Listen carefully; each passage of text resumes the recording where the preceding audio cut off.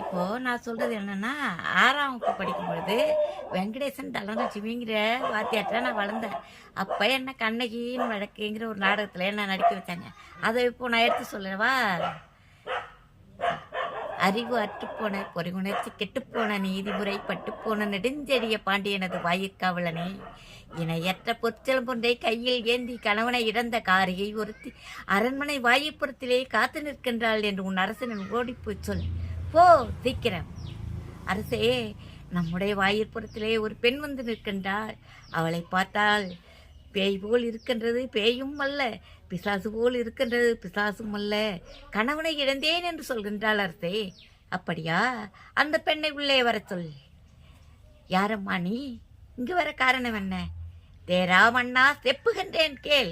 எல்லளவும் சிறப்பு குன்றாமல் இமையவர் வியந்து பாராட்ட ஒரு புறாவின் உயிரை காக்க தன் தசையையே அறிந்து கொடுத்த சிபிமன்னனும் அறியாமல் தேரை திரித்து அதற்காக தன் பசுக்கன்றை கொன்று அதற்காக தன் ஒரே மகனின் தேத்த கரத்திலிட்டு நீதி காத்த மனுநீதி சோழனும் பரம்பரையாக அரசேக்கிய பூம்புகா நகரம் காவிரி பூம்பட்டினமே எனது சொந்த ஊராகும்.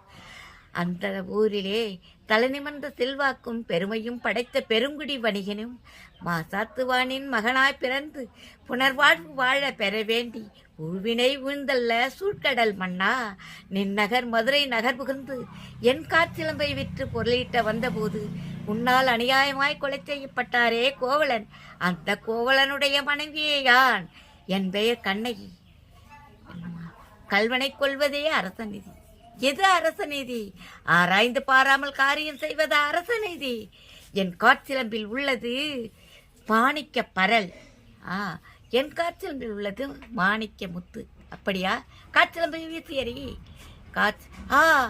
என் குடை தாழ்ந்தது, என் செங்கோல் தளர்ந்தது, நீதி நிலைத்தது, நேர்மை அழிந்தது, அழியாமை மறைந்தது. மன்னன் செங்கோல் சாய்ந்தது.